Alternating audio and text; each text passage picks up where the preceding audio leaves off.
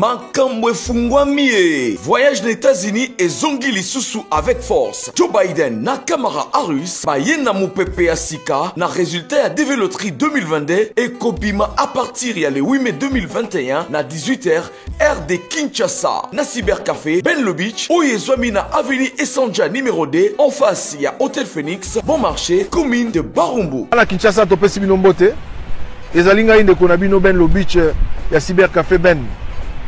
Nazali ko lancer message oyo depuis États-Unis sika nazali pour na ko rappeler na bandeko nyonso ba participer ki na programme ya DV Loterie 2022. Oyo betamaki na mois d'octobre ya 2020 ki ba résultat na yango ezali kobima le 8 mai. Ovandaka na poto na Belgique na France otika bana na Kinshasa moi si azali na Kinshasa oza na posa aya na États-Unis contactez biso na ba numéro ezali wana na se toko sunga yo pote moi si na yo to bana na yo baya na États-Unis ko gagner DV Loterie oyo ezobima soki oza na mbongo te ya ko voyager pe ba démarche na akei na yo na mboka ya États-Unis d'Amérique nyonso ekozala prise en charge na Cybercafé Ben Lobich ozalaka na poto na France, Belgique, Afrique du Sud pe na États-Unis d'Amérique otika mwana na Congo otika mwasi pe bandeko na yo na mboka RDC ozana posa bakoma na mboka ya Oncle Sam na États-Unis d'Amérique tala occasion yango yo à ne pas rater avec Ben Lobich le spécialiste en immigration américaine oyo azali ko travailler na ba avocat américain obengaye na numéro oyo plus 243 81 81 11 214 et puis obengiye na 001 200D 913 89 au bengi wana ozuiba instruction pona mwana mwasi to bandeko na yo bakende na États-Unis d'Amérique.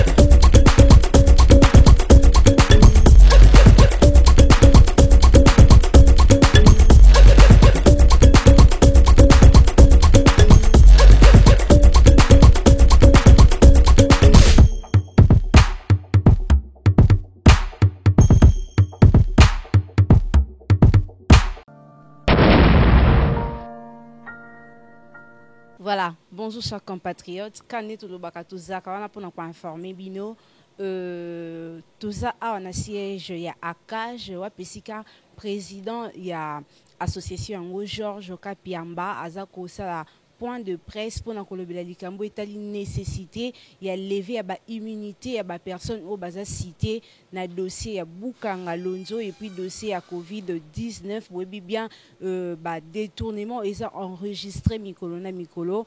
Vous allez suivre le maître Georges Kapiamba na conférence ou soit na point de presse naé ou à tenir na mokolo ya lelo bolandaye. Déclaration de la CAJ à l'occasion du lancement de la campagne de sensibilisation des parlementaires sur la nécessité d'élever les immunités des personnes citées dans les dossiers de détournement de deniers publics, cas des dossiers Bukanga Lonzo et Covid-19. Pour une diffusion immédiate, Kinshasa, le 13 mai 2021. L'opinion tant nationale qu'internationale est focalisée ces derniers temps en République démocratique du Congo, non seulement sur la proclamation de l'état de siège, mais aussi sur l'interpellation judiciaire effective de certains acteurs politiques majeurs pour des faits présumés de détournement de deniers publics leur reprochés dans l'exercice de leurs charges d'État.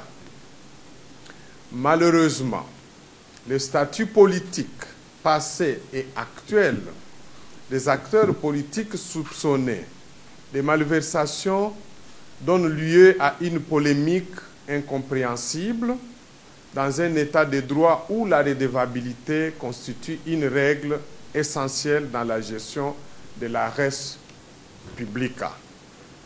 Bien que bénéficiant de la présomption d'innocence, les suspects tentent de se réfugier derrière les immunités parlementaires dont ils sont bénéficiaires alors que les instances judiciaires promettent d'instruire objectivement les dossiers les concernant sans parti pris, à charge et à décharge, pour assurer la pleine, entière et effective application de la loi. La CAJ a toujours inscrit son action dans la lutte contre des poursuites abusives ou infondées. Cependant, il lui revient de plusieurs documents consultés que celles qui sont envisagées à ce jour, c'est-à-dire résultant des investigations dûment menées par l'Inspection générale des finances, IGF en sigle, ont débouché sur des présomptions sérieuses de détournement de deniers publics qui nécessitent un regard pertinent des juges compétents aux fins de les confirmer ou les infirmer. Il s'agit de dossiers notamment portant sur la gestion des fonds publics alloués au projet Bukangalonzo et à la riposte contre la pandémie à Covid-19. Dès lors, la CAJ rappelle que le détournement des deniers publics et la culture de l'impunité sont des mots à la base du désastre socio-économique qui fait de la République démocratique du Congo un des pays de la planète les plus corrompus et pauvres. D'où la nécessité de lever les immunités des auteurs présumés des actes susvantés en vue de contribuer à l'œuvre de la lutte contre l'impunité et démoralisation de la gestion publique. La CAJ encourage donc les responsables visés par les conclusions des enquêtes diligentées par l'IGF d'offrir toute leur coopération à la justice et de ne pas adopter une posture de défiance susceptible de jeter l'opprobre sur le pouvoir judiciaire congolais. Le refus pour les parlementaires de lever les immunités dont sont couvertes les personnes suspectées constituerait un acte de complicité, de trahison à l'égard de la confiance que le peuple place en eux et surtout une participation active à la perpétuation de la misère des Congolaises et Congolais. La CAJ appelle ainsi les bureaux du Sénat et l'Assemblée nationale à prioriser, avant la fin de la session de mars en cours, l'examen des demandes de levée des immunités, leur soumises par le procureur général près la Cour constitutionnelle et le procureur général près la Cour de cassation. La CAJ va envoyer incessamment une lettre individuelle aux sénateurs et députés nationaux afin de les sensibiliser sur cette urgence. Ainsi fait à Kinshasa le 13 mai 2021. Je vous remercie. Avant la fin de cette session, bonne démarche, mais pourquoi je suis avant la fin de la session? Avec les réformes électorales qui sont attendues, pensez-vous que accentuer encore cette démarche sur les autres pays parlementaires? Merci. Maître, je voudrais savoir si tous les parlementaires qui sont cités nécessitent impérativement la levée des immunités, parce qu'il semblerait que certaines personnalités, ou soit ministres, ou soit qui ont eu à gérer, ont été appelés à comparaître juste sur autorisation qui a été sollicitée. Pourquoi ne pas procéder par l'autorisation directement et accepter que ces personnes comparaissent en lieu et place d'attendre qu'on puisse lever les immunités qui, on le sait peut-être, ne peuvent pas aboutir. Pourquoi ne pas procéder par la demande de l'autorisation que peut accorder le bureau des deux chambres? Moi, ma préoccupation est de savoir pourquoi la CAJ met l'accent seulement sur Bukangalonzo et Covid-19 au moment où nous savons qu'il y a pour l'instant, il y a des détournements pas possibles. Pourquoi seulement Bukangalonzo et Covid-19? Il y en a qui pensent que c'est de l'acharnement au régime passé, que c'est de la chasse à la sorcière, parce qu'en fait, la justice est beaucoup plus derrière les acteurs du régime passé, alors que ce régime enregistre beaucoup d'acteurs également qui détournent. Qu'est-ce que vous pensez de cette association? Les questions urgentes, nous disons qu'elles sont urgentes étant donné que les informations, les éléments à notre possession démontrent que ça fait quand même plusieurs mois depuis que le procureur général près la Cour de cassation avait saisi les bureaux, par exemple, de l'Assemblée nationale ou aussi l'Assemblée ou le Sénat, et que en ce qui concerne le Sénat pour le cas de Bukangalonzo, c'est vrai, vous allez dire qu'il n'y a pas très longtemps que le bureau a été saisi, mais ce sont des questions qui requièrent célérité, étant donné aussi le contexte dans lequel se trouve notre pays aujourd'hui. Parce que comme nous le mentionnons dans l'un des paragraphes, vous aurez des textes pour lire vous-même. La République démocratique du Congo aujourd'hui fait partie des pays les plus corrompus et pauvres du monde. Ça ne peut pas constituer une urgence pour ces pays de quitter les carcans des pays corrompus et des pays pauvres, notamment par l'action de la répression. Parce que pour combattre la corruption, c'est vrai, il y a deux actions. Il y a l'action de sensibilisation qui vise le changement, la prise de conscience des citoyens sur les mal que représente la corruption sous toutes ses formes, mais aussi faire prendre conscience du fait qu'il faut à l'avenir prévenir, éviter de commettre ce genre de mal à son pays. Mais il y a une action importante qui est une action judiciaire. Et donc, dans un état de droit, lorsque on engage une action judiciaire, tous les citoyens doivent l'appuyer. C'est aussi ça l'essence de notre campagne aujourd'hui. C'est de demander à toute la population de soutenir ces mouvements, ces actions qui sont menées par les autorités judiciaires tendant à obtenir à ce qu'on lève les obstacles qui les empêchent aujourd'hui, ne fût-ce que d'interroger ces personnes, de leur poser certaines questions pour clarifier la situation qui s'est passée. N'oublions pas que la justice participe aussi à l'action de la redevabilité. Elle permet aux citoyens de savoir de quelle manière les biens de la République ont été gérés ou sont gérés par le fait d'interpeller les gestionnaires.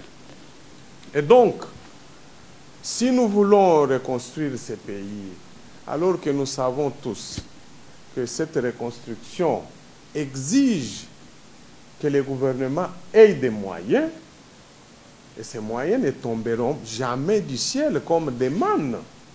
Nous devons prendre conscience que pour que le gouvernement ait ces moyens, il faut que ces entités comme la justice l'aident à y parvenir. Et l'action de la justice, aujourd'hui, si elle se mène, elle a plus d'intérêt aussi en ce qui concerne les nouveaux gestionnaires.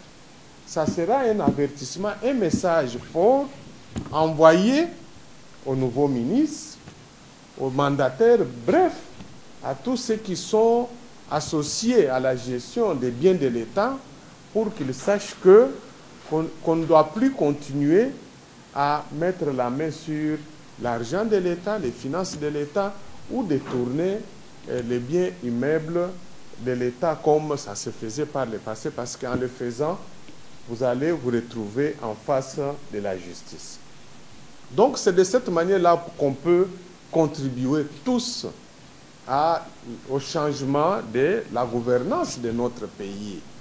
Si nous voulons que le gouvernement ait des moyens pour doter nos forces armées, qui sont engagées depuis quelques années dans la lutte contre les groupes armés qui écument l'Est de notre pays, ou ceux qui entretiennent de l'insécurité dans certaines villes de notre pays, et assurer la protection des hommes, des enfants, des femmes contre notamment ce genre d'exactions, il faut que l'action de la justice se mène. Au cas contraire, nous participerons à faire bloquer notre pays, à le faire tourner dans un cercle vicieux avec l'ensemble des lamentations que nous connaissons chaque jour, du genre que nous n'avons pas de bonnes routes, nous n'avons pas de soins médicaux, les enfants n'ont pas de bonnes écoles. Il faudrait que tout le monde prenne conscience. Nous avons pris cette conscience, nous, en tant qu'organisation de défense des droits de l'homme, qui milite contre la corruption sous toutes ses formes et ses conséquences. Il faudrait que, du côté aussi des médias, qu'on sente cela. Parce que l'impression que nous avons, c'est qu'il y a certains médias aujourd'hui qui tentent à offrir des béquilles aux gens qui ont détruit les pays, qui ont détruit l'avenir de la jeunesse. Vous savez qu'aujourd'hui, nous avons plus de 20 millions de jeunes dans ces pays qui ont terminé leur université, leurs études, mais qui n'ont aucune perspective d'avenir. Pourquoi? Parce qu'il n'y a pas d'emploi. Le gouvernement est incapable d'avoir des moyens pour favoriser ces emplois. Il y a des femmes et des enfants qui meurent chaque jour parce que ces gens n'ont pas la possibilité d'accéder aux soins médicaux à l'intérieur. Mais si déjà à Kinshasa, Mamaemo est devenu pratiquement un mouroir, mais vous imaginez dans quelle situation se trouvent nos compatriotes qui sont dans des provinces.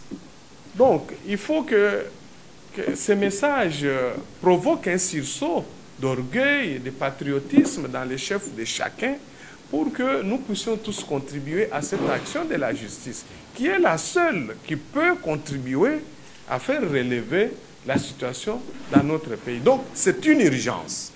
Il n'y a pas d'autres urgences que celle-là, parce que c'est celle-là qui va permettre à ce que chacun de nous puissions nous retrouver dans les bienfaits, nous puissions goûter et exprimer un sourire du bonheur que nous pourrons tirer de l'exploitation de nos ressources naturelles.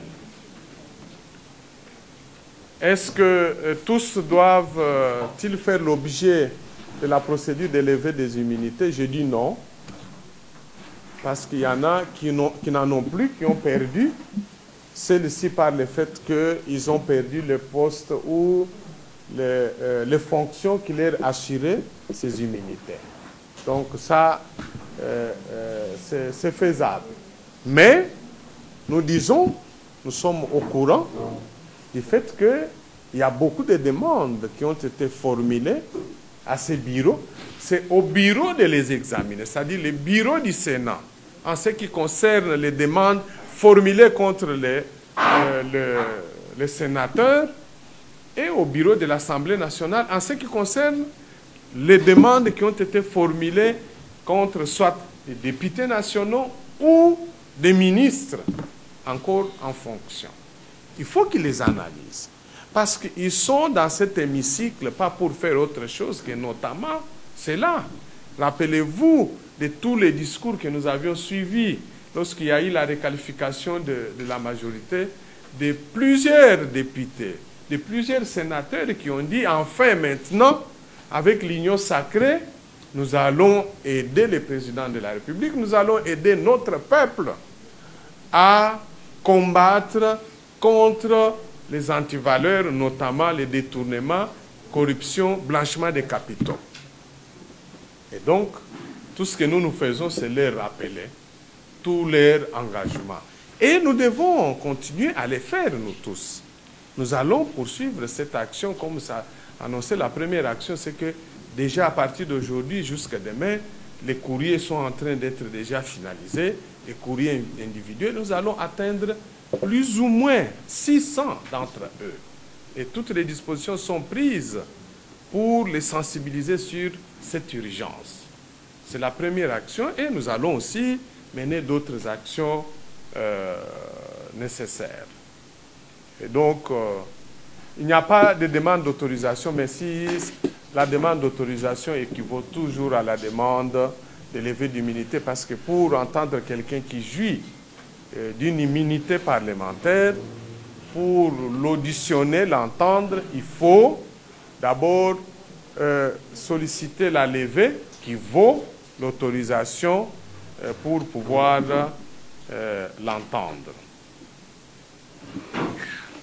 Pourquoi seulement Bukangalonzo et Covid-19? Mais parce que si nous avons dit que notamment ce sont des dossiers qui résultent du travail professionnel et appréciable que nous avons consulté, le travail qui a été mené par l'Inspection générale des finances. Et vous savez, nous, en tant qu'organisation de défense des droits de l'homme, nous sommes obligés de travailler avec les institutions de l'État. Ça veut dire, nous, en tant qu'institution citoyenne, nous devons accompagner le travail de l'État. Parce que par nous-mêmes, nous ne pouvons pas faire mieux que l'État.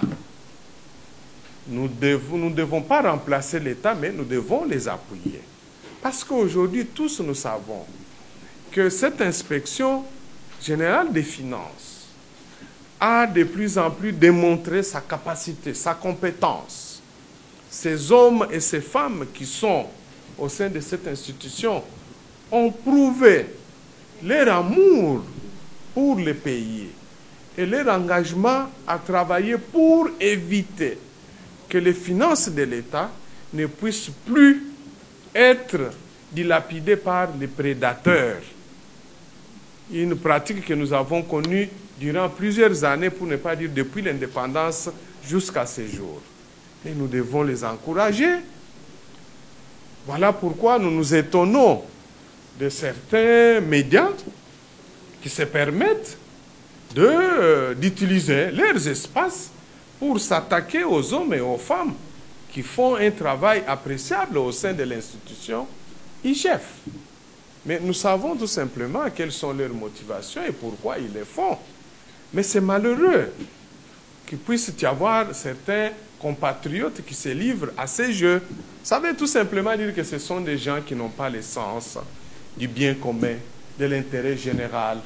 C'est des gens qui se contentent tout simplement de leurs propres intérêts. Pour dire à partir du moment où moi je sais empocher X montant, c'est suffisant, la misère des autres, les souffrances des gens de Kenge, les souffrances des gens de Bumba, les gens de Kabeya Kamwanga, pour ne citer que cela, sans oublier nos compatriotes qui sont à l'Est, qui ne savent pas aujourd'hui vivre comme des Congolais à part entière. Ça ne leur dit rien, ces gens-là. Parce qu'ils combattent un instrument à nous tous, qui appartient à tous les Congolais, qui est là pour nous aider à veiller comme gendarmes pour que le peu de moyens qui sont générés par le travail de nos régies financières, collecte d'impôts et taxes, que cet argent soit utilisé exclusivement qu'à résoudre les problèmes des Congolais. Problème d'insécurité. Vous savez qu'on ne peut pas envoyer des militaires, ce n'est pas parce que nous en avons 10 000, 100 000 que vous allez les envoyer, mais vides. Il faut des moyens. Il faut acheter des armes, il faut acheter des munitions. Il faut leur doter des moyens militaires modernes qui coûtent cher. Mais si on ne le fait pas, mais les Congolais, nous resterons toujours au bas de l'échelle, là où nous sommes en train tout le temps de pleurnicher. Et donc, ceux qui passent tout leur temps à offrir leurs espaces aux gens qui empêchent que les Congolais qui est en souffrance reçoivent au moins un secours de l'État, ces Congolais s'érigent en un danger pour la nation. On ne veut pas les décréter en tant que tels, mais nous essayons de les sensibiliser par ces messages de sensibilisation. Il faut qu'ils quittent cette posture, mauvaise posture, de penser qu'ils aident un État de droit démocratique par leurs actes. Parce qu'ils doivent savoir que pour maintenir un état de droit démocratique, c'est-à-dire au sein duquel vous avez même la possibilité de vous exprimer, d'informer en tant que journaliste, mais il faut des moyens pour entretenir cet état, notamment à organiser à des périodes régulières les élections. Mais un État qui n'a pas de moyens va organiser ces élections comment? Voilà comment on entretient la société démocratique. Si vous voulez que tous nous puissions maintenir les acquis démocratiques que nous avons aujourd'hui, nous devons travailler pour que l'État ait les moyens, et ses moyens. Que l'État ait les moyens pour payer les agents et fonctionnaires de l'État, tous ceux qui sont engagés dans l'administration, de sorte que demain, après-demain, quand vous avez besoin d'une autorisation, d'une attestation, vous savez, au moins vous adresser à ces gens, on vous délivre sans vous exiger de payer des surplus. Mais c'est tout ce que nous devons faire sur cette terre. Dieu nous a envoyés pour contribuer à ce bonheur-là partagé par tout le monde. Mais quand on commence à soutenir, à faire l'apologie des gens qui ont détruit ce bonheur, qui ont empêché, qui ont contribué à certaines situations difficiles, alors là, on ne sait pas ce qu'on représente pour sa nation. On fait tout simplement un usage abusif de sa qualité. Donc, il y a beaucoup d'autres dossiers, c'est vrai, mais le dossier Bukangalonzo et Covid-19, ce sont des dossiers que nous avons pris à titre exemplatif. Vous parlez de l'acharnement des acteurs de la justice qui seraient eux-mêmes plongés dans ce genre de faits et qui ne feraient pas l'objet de poursuites. Non, vous savez, lorsque nous nous adressons en public en tant que leaders sociaux, nous devons toujours avoir un langage sérieux et responsable. Moi, je ne peux pas aujourd'hui, nous, la CAJ, nous n'avons aucun dossier établissant que tel magistrat a commis les actes de corruption avec certitude et que nous allons en parler comme ça. Parce que, vous savez, lorsqu'on en parle sans preuve, on s'expose aussi aux poursuites. Notre société, l'état de droit est organisé ainsi. On dit, vous voulez parler de quelqu'un qui a commis un fait répréhensible, cherchez d'abord à enquêter sur ces faits, réunissez les éléments. C'est-à-dire, quand vous allez maintenant en parler avec les éléments, vous écrivez avec les éléments à l'appui, vous contribuez effectivement au changement dans votre société, parce que si ce monsieur, cette dame arrivait à se plaindre, vous serez en mesure de produire des éléments à l'appui de ce que vous avez soutenu. Mais si nous relayons de manière aussi passive les allégations qui nous viennent à gauche, à droite, ou qui sont publiées aujourd'hui avec les réseaux sociaux dont on ne sait plus contrôler, les gens écrivent ce qu'ils veulent, alors à ce moment-là, nous ne sommes plus nous-mêmes disciplinés. Nous sommes plus objectifs. Donc, bref, moi j'ai dit, celui qui a un acte, un fait qui impliquerait les agents judiciaires, approchez-vous, soit de leur chef hiérarchique, ou mettez-nous au courant. Donnez-nous les éléments. Nous avons le mandat aussi de mener la même démarche. Nous le ferons et nous vous rendrons compte de ce qui sera fait par la suite par leur hiérarchique ou par la justice tout entière. Là où nous n'avons aucun élément, ou même si c'est quelqu'un qui vous a rapporté sans preuve, de grâce, évitez d'en parler, évitez d'en faire état dans vos médias, moins encore dans vos écrits. Parce qu'en le faisant, vous mettez en danger aussi les droits des autres. Droit à l'honneur, à la dignité. Les droits de n'être mis en cause que lorsqu'on a des éléments à l'appui de ce qu'on avance. Et demain après-demain, sûrement, ne soyez pas surpris que si vous avez agi de cette manière, que vous ne puissiez pas avoir l'appui de la CAJ. Parce que nous le disons toujours, que nous faisons tout pour rester exigeants dans ce que nous faisons. Tout ce que nous écrivons, nous commençons d'abord par collecter les preuves. De sorte que demain après-demain, si on nous amène en justice, nous allons les confondre avec les preuves. Et nous avons tout. Et vous aussi, vous savez qu'en tant que média, vous êtes tenus à la même obligation d'être sûr que l'information que vous livrez a été vérifiée, elle est prouvable. À ce moment-là, vous pouvez en parler. Acharnement, vous savez, ne nous laissons pas embobiner par les discours des gens. Les gens qui ont ruiné ce pays, les gens qui ont détourné, qui ont utilisé la corruption comme mode pouvant leur permettre de s'enrichir, mais utilisent cet argent pour aller dans les médias, passer les discours, engagent même des jeunes, des œuvreux, les gens qui n'ont pas de travail, qui ne savent pas s'acheter des crédits, ils sont capables de leur bombarder dans leur téléphone les crédits de $10, $20, pour aller dans les médias sociaux, lancer des messages en disant c'est de l'acharnement, de l'acharnement. Non. Nous disons que la justice est organisée, est une institution. Le procureur général ne peut pas prendre les risques de saisir, par exemple, le Sénat pour solliciter la levée de l'immunité d'un sénateur soupçonné d'avoir commis les actes de détournement au hasard. C'est parce qu'il a un dossier constitué.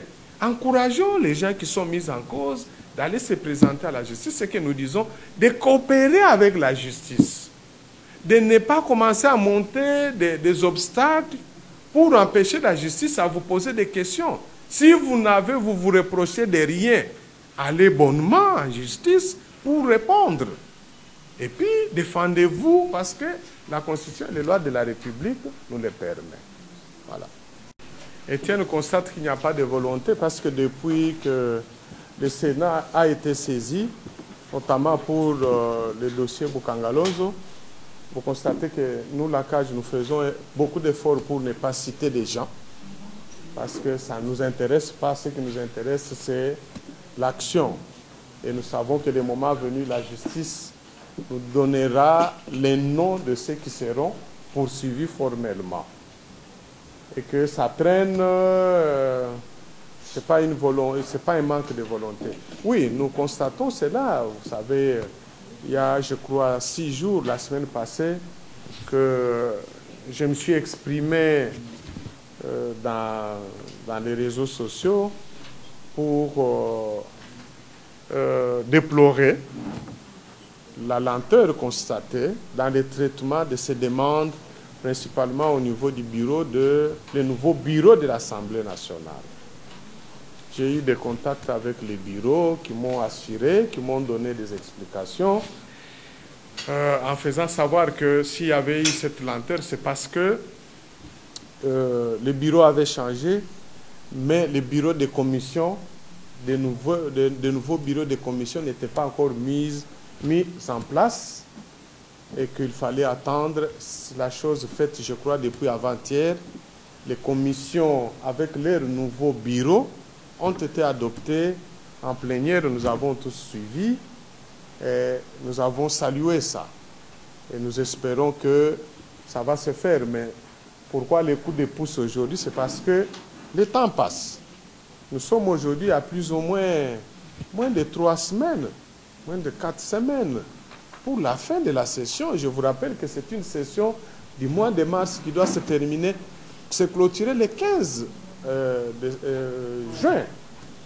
Alors, mais c'est vrai que dans notre pays, nous n'avons plus la culture des temps. Nous aimons tout le temps faire des choses qu'en dernière minute. Aujourd'hui, nous sommes le 13. Vous vous imaginez d'ici le 15. Et dans les 15, là, il faut ajouter les dimanches, les samedis, qui sont généralement des journées non ouvrables. Ça veut dire qu'il nous reste plus ou moins 25 jours. Voilà pourquoi nous devons les pousser, les rappeler leurs obligations, de traiter rapidement cette question pour qu'ils nous démontrent qu'effectivement la volonté de contribuer à la lutte contre la corruption, le détournement des deniers publics et le blanchiment des capitaux fait partie de l'engagement de nos députés et sénateurs. C'est tout ce que nous leur demandons, pas plus que ça. Et ça fait partie de vos missions, nos missions. de les rappeler, comme dans une maison où quand vous avez un parent qui ne s'exécute pas de ses obligations, les enfants disent « Papa, vous n'avez pas acheté telle chose, maman, vous n'avez pas préparé pour nous. » Et donc, c'est les mêmes jeux. Il ne faut pas que ça paraisse comme rentrant dans une sorte d'acharnement. Je sais que les partisans de ces gens vont écrire, lorsque nous allons publier le communiqué, vont parler encore de l'acharnement, l'acharnement. Non, il n'y a pas d'acharnement. Chacun dans la société doit faire son travail comme il se doit. Celui qui fait mal, c'est les droits de nous, les autres citoyens, de les mentionner, dire « Messieurs, vous ne faites pas bien votre travail alors que vous êtes payés pour ça. » Où il est, selon les rapports de l'IGF, beaucoup de millions d'argent, de dollars appartenant aux Congolais auraient été détournés. Ceux qui le font doivent savoir que chaque chose a son temps. Pourquoi? Parce qu'après leur mandat, d'ici 2023, ils doivent savoir qu'après leur mandat, le procureur peut à tout moment les reprendre. Ils peuvent empêcher aujourd'hui, en usant de toutes les manœuvres qu'ils pensent, mais ça va finir par les rattraper. Il n'y a pas de prescription.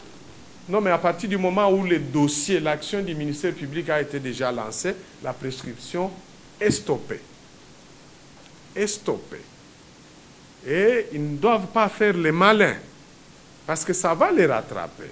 Et avec comme circonstance aggravante que si aujourd'hui vous vous livrez à ces jeux, ces manœuvres, pour faire obstruction à l'action de la justice, mais lorsque on vous aura à la fin de votre mandat, vous allez encourir le maximum de la peine.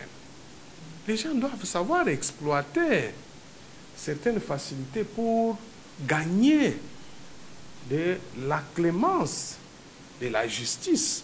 Lorsque nous disons tout le temps aux gens, coopérez, coopérez, c'est parce que nous savons que lorsque vous coopérez, ça va vous permettre de gagner en termes de circonstances atténuantes. Au moment où on va vous juger, vous direz, mais Monsieur le Président, rappelez-vous que moi, j'ai eu à coopérer à l'enquête. Je me suis disponibilisé. Je n'ai même pas voulu me réfugier derrière mes immunités. Parce que j'ai même favorisé qu'on les lève rapidement, parce que je voulais, moi, me défendre et démontrer que les accusations portées contre moi ne sont pas fondées. Les juges vont prendre ça en compte. Parce que le maximum aujourd'hui de détournement, c'est 20 ans. Vous pouvez vous en sortir avec, par exemple, 3 ans, 4 ans, 5 ans. Les gens vont dire, mais il a de la chance. Comme quelqu'un là qui devait en principe être condamné entre 5 à 10 ans, qui a eu 3 ans, mais je vais aborder, il a bénéficié aussi de ces circonstances atténuantes. Pourquoi? Parce qu'il a coopéré. Et donc, il faut les encourager à coopérer. C'est comme vous êtes sur la route, vous venez de commettre un accident, vous êtes au volant de votre véhicule.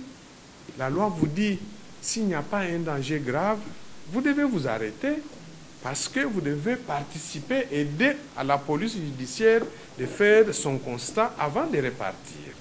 Ou vous-même vous transportez la victime pour l'amener dans un centre médical. Mais si vous fuyez qu'on vous rattrape, vous avez d'abord l'effet de l'accident et puis de deux, les délits de fuite.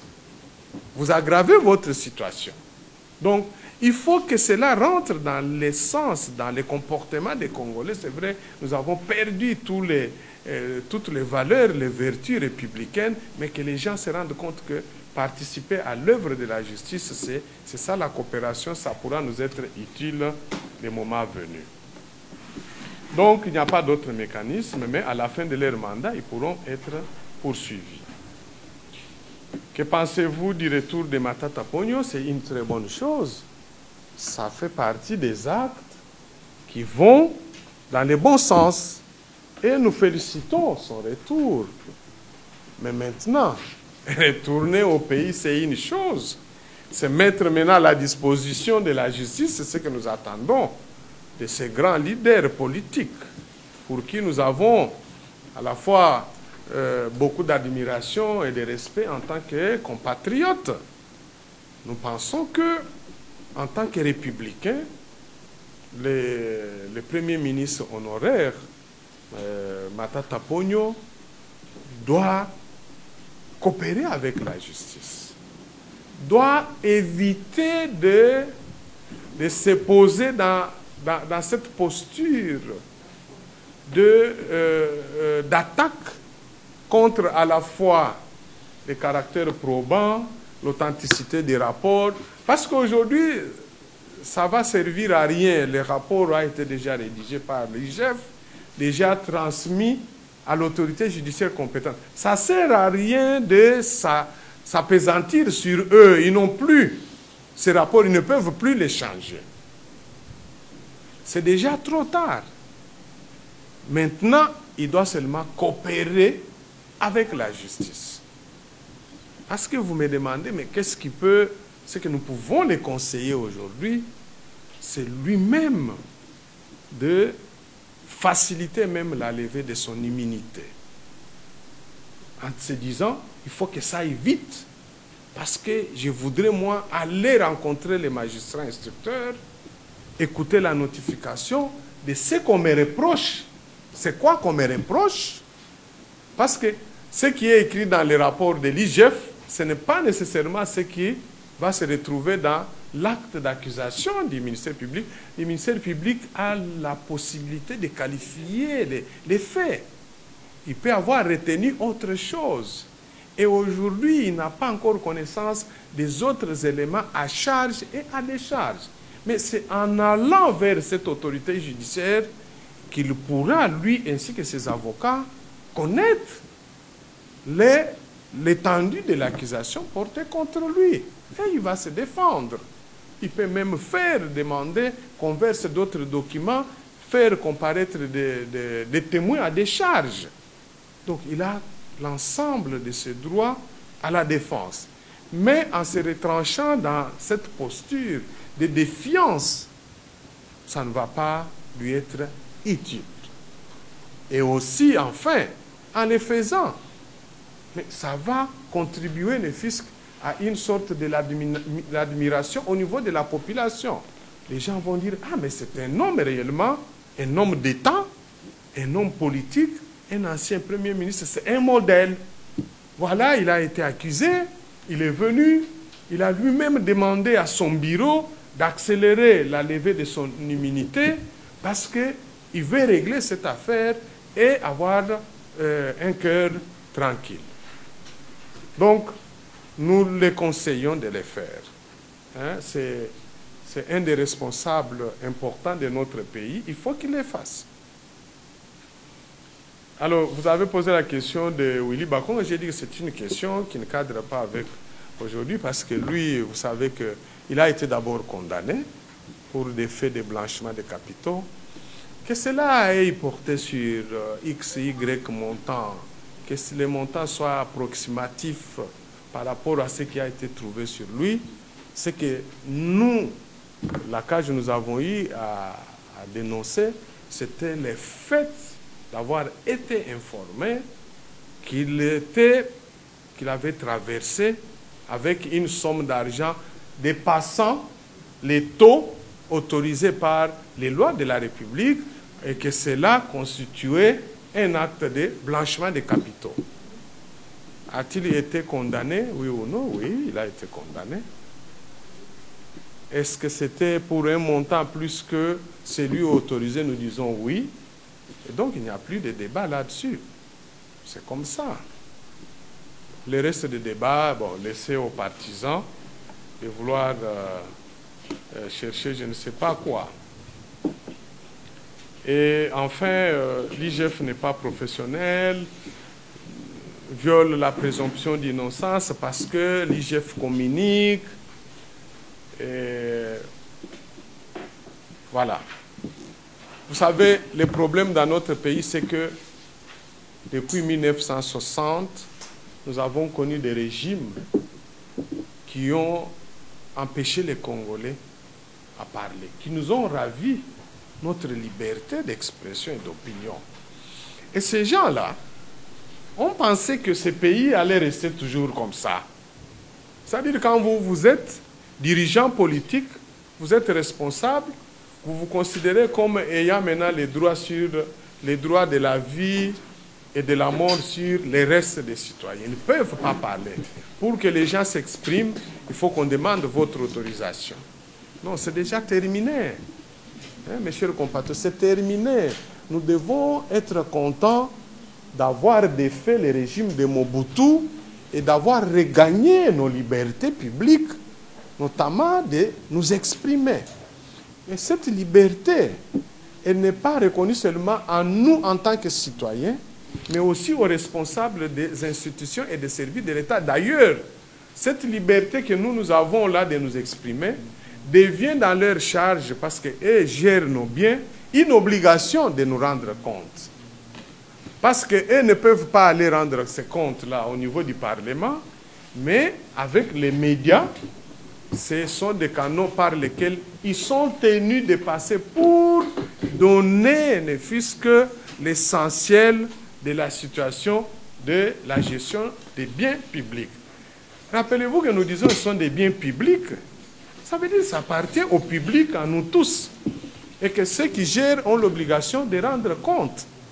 Alors, maintenant, quand l'IGF, conformément à ces lois, ces textes qu'il organise, et avec toutes les précautions prises, donne l'essentiel des conclusions de leur enquête, mais comme ces gens-là ne veulent pas qu'on en parle, ils s'agitent. Vous savez, ça dérange qui, en réalité? Est-ce que ça vous dérange, vous et nous? Non. Pourquoi? Parce que nous ne sommes pas impliqués dans ça. Mais ça dérange les prédateurs des finances publiques. C'est-à-dire ceux qui se sont enrichis sur le dos des pauvres Congolais, ceux qui ont pris l'argent de tout le monde pour acheter des biens et commencer à trôner sur les autres. Pourquoi? Parce qu'ils se disent, mais quand on va en parler, je serai mal vu dans ma société. On va dire, ah, mais c'est un mauvais gestionnaire. Mais c'est une très bonne leçon aujourd'hui, la clameur publique. Ce sont là les avantages d'une société démocratique. C'est-à-dire, quand vous gérez mal, on vous découvre, on informe l'opinion. Comme ça, l'opinion, lors des échéances électorales, les gens sont informés. Quand vous viendrez dans leur quartier, leur territoire pour battre campagne en disant, voilà, je viens vous demander de me voter, je serai un bon dirigeant. Si moi je suis tel, je vais faire pour vous. Les gens vont dire, non, ce monsieur était ministre, c'était tel. On a appris qu'il avait, lorsqu'il avait eu l'argent de l'État, il l'utilisait pour nous-mêmes. Mais comment pourra-t-il faire mieux? Non, non, on ne va pas te voter. C'est ça l'avantage de cette information que vous et nous devons donner. Vous entendez aujourd'hui, on ne cesse de nous attaquer pour dire que nous sommes devenus les porte-parole de la justice. Mais vous savez pourquoi? Parce que ça les dérange. Or, ça a un but aussi pédagogique. C'est pour dire aux autres gestionnaires qui sont là, surtout nos nouveaux ministres que nous aimons bien, du gouvernement Samalou Kondé, pour dire voilà comment les autres sont scrutés à la loupe. Donc, vous là, si vous rentrez dans les mêmes travers, vous allez rencontrer et les ONG, et les médias, et les citoyens, qui n'auront pas pitié de vous, qui vont dire tout le mal que vous faites. Donc, moi, je vous dis, continuons à chercher ces informations, à fouiner, à avoir les bonnes informations, communiquons. Encourageons davantage l'IGF à communiquer parce que c'est dans l'intérêt du peuple congolais et cela fait mal aux prédateurs. Vous avez suivi que de plus en plus les recettes commencent à augmenter. Mais vous pensez que c'est le résultat de quoi? C'est notamment ce que vous faites, ce que nous faisons, ce que l'IGF fait en communiquant. Ça commence maintenant à décourager ceux qui avaient l'habitude, les gens là à la DGI, qui avaient l'habitude d'aller prendre 10 000 $, ils mettent dans leur poche 8 000 et ils mettent dans la caisse de l'État 1 000. Ils commencent à avoir peur parce que bientôt là, il va y avoir maintenant un service de contrôle. Vous avez beaucoup de biens, on doit vous interpeller. Expliquez-nous, messieurs, vous avez acheté ça avec quels moyens? C'est ça, il faut réveiller les Congolais. Vous êtes dans un quartier, même vous, quand vous allez commencer à gagner un peu d'argent, commencez à payer l'impôt. Parce que les jours où on va venir vous interpeller, vous pourrez au moins montrer que non, j'ai gagné mon argent dans mon organe de presse, On a augmenté nos salaires, même si je sais qu'il y a des problèmes parce que nous sommes saisis de beaucoup de plaintes dans ce cas, mais vous direz, on a augmenté notre salaire, c'est comme ça que je gagne plus et je sais aussi acheter et je paye mes impôts. Donc, soutenons. Est-ce que cela va à l'encontre de la présomption d'innocence? Non, ça irait à l'encontre de la présomption d'innocence lorsque on ne vous donnera pas l'occasion de faire connaître vos moyens.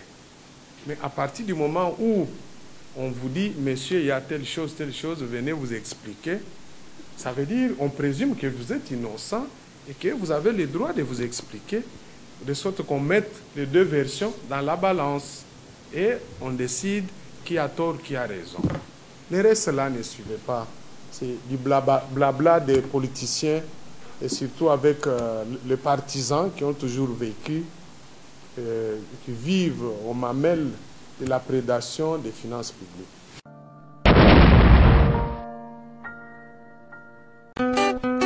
Makambo efungwami. Voyage aux États-Unis et zongi lisusu avec force. Joe Biden na Kamala Harris baye na mupepe ya sika na résultat ya DV Loterie 2022 et kobima à partir ya le 8 mai 2021 na 18h heure de Kinshasa na cybercafé Ben Lobich oyezwami na avenue Essanja numéro 2 en face ya Hôtel Phoenix bon marché commune de Barumbu. Na Kinshasa topesi bino mbote ezalinga inde kona bino Ben Lobich ya cybercafé Ben.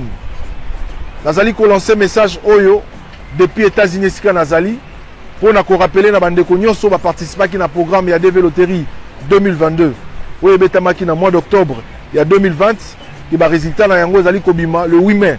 Ovandaka na poto na Belgique na France otika bana na Kinshasa, moi si azali na Kinshasa oza na posa aya na États-Unis. Contactez biso na ba numéro ezali wana na se. Toko sunga yo po ete moi si na yo to bana na yo baya na États-Unis. Ko gagner DV Loterie oyo ezobima soki ozana mbongo te ya ko voyager pe ba démarche na akei na yo na mboka ya États-Unis d'Amérique nyonso ekozala prise en charge na cybercafé Ben Lobich. Ozalaka na poto na France, Belgique, Afrique du Sud pe na États-Unis d'Amérique. Otika mwana na Congo, otika mwasi pe bandeko na yo na mboka RDC, ozana posa bakoma na mboka ya Oncle Sam na États-Unis d'Amérique. Tala occasion yango yo à ne pas rater avec Ben Lobich, le spécialiste en immigration américaine, oyo azali ko travailler na ba avocat américain. Obengaye na numéro oyo plus 243 81 81 11 214 et puis Obengiye na 001 200D 913 89. Au Bengiwana au Zuba instruction pour na mwana mwasi tobandeko na yo bakende na États-Unis d'Amérique.